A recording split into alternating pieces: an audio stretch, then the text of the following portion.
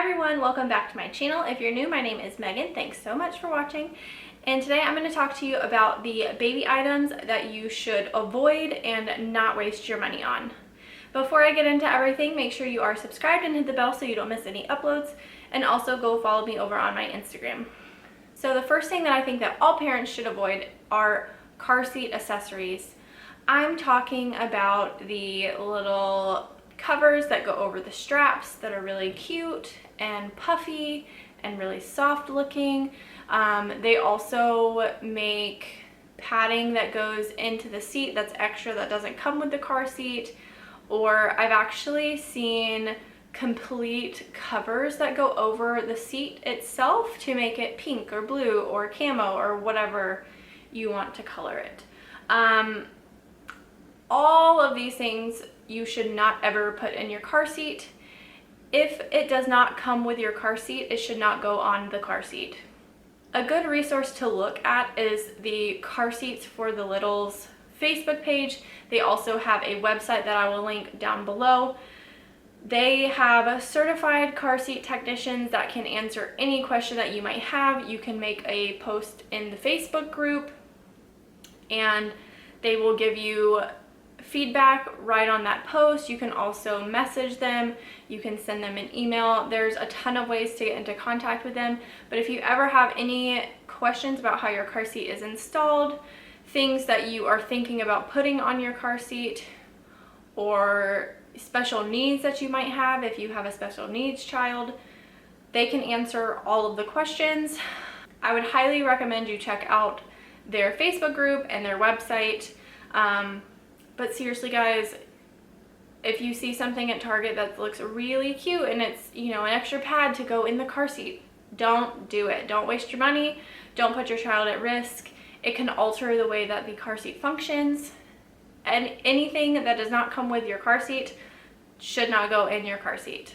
So the next thing that I think that you should not waste your money on and actually like avoid at all costs is the baby walker. They're actually illegal in Canada, so any of my Canadian viewers, you won't even be able to purchase one because they've been illegal for like 15 plus years. In the United States, they are still legal. They are still like widely available, even though the American Academy of Pediatrics is trying to get them banned because they are dangerous in so many ways. And from a physical therapy standpoint, they do not teach kids how to walk. I repeat, they do not teach kids how to walk.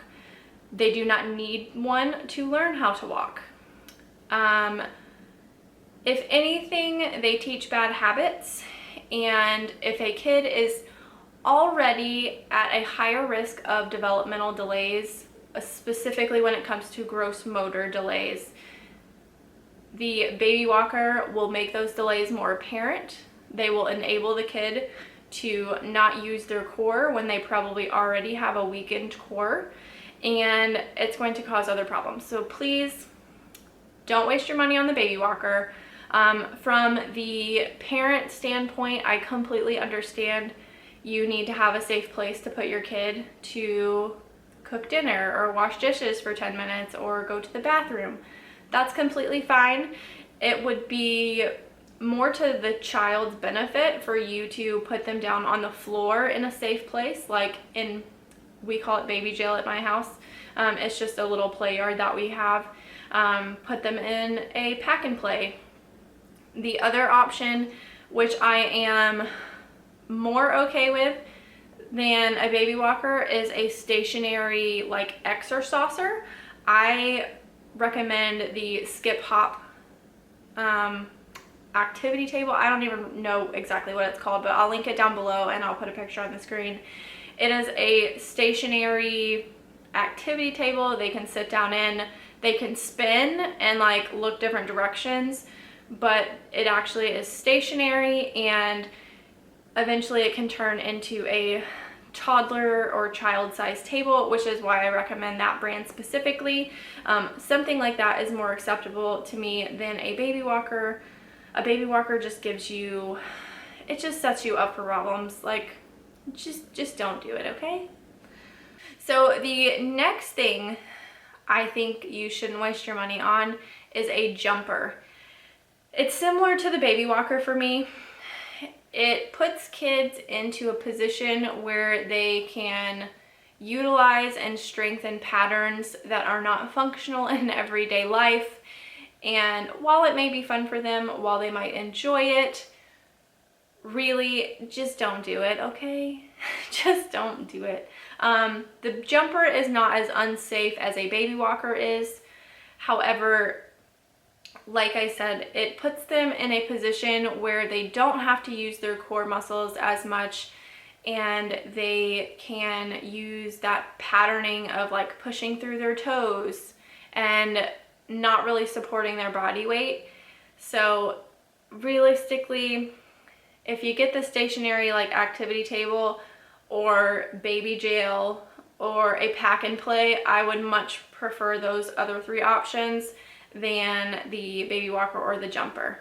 So the next baby item that I think is not worth the money is the positioning pillows that you see that are supposed to help babies round their head out.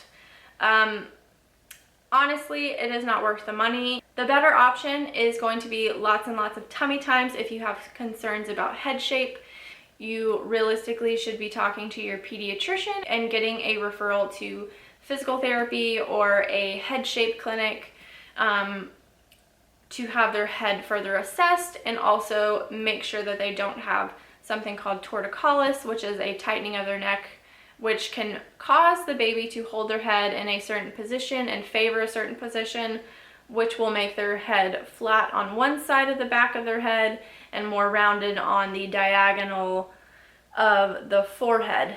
So hopefully that made sense. Honestly, the best thing that you can do if you have concerns about their head shape is to put them on their belly. It is also to keep them out of any sort of bouncy seat. Inclined rockers are illegal at this point. But anything that is going to have them in a sling back position where they can't really rotate their head side to side is not the best. They should be flat on their back when they're sleeping. Flat on the back is also a good way, on a hard surface, is also a good way to round out their heads. But realistically, you do not need any sort of positioning pillow to do that. Tummy time and being on a flat surface is going to do the trick, as long as they don't have some underlying condition like torticollis. The last baby item that I think is not worth the money is a floor seat like the Fisher-Price, I think it's called the Sit Me Up, or a Bumbo seat. These are super popular among lots of the groups that I am in on Facebook, the mom groups, but honestly, they don't help your kids sit up any sooner than they would if you were sitting on the floor with them and practicing.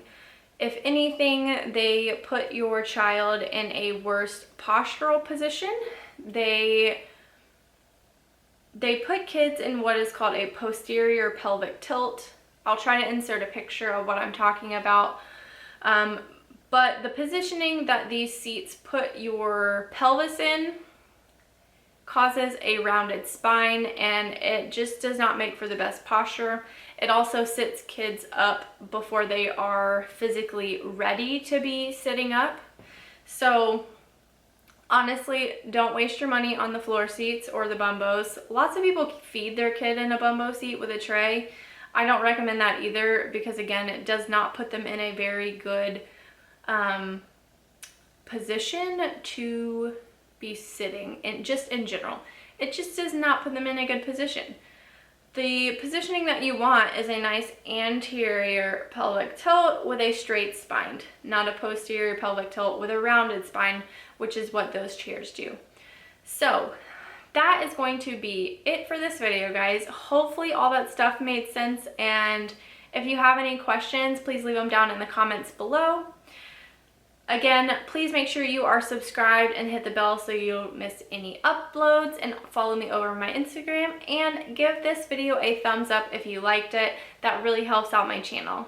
So I will see you guys in the next video. Bye!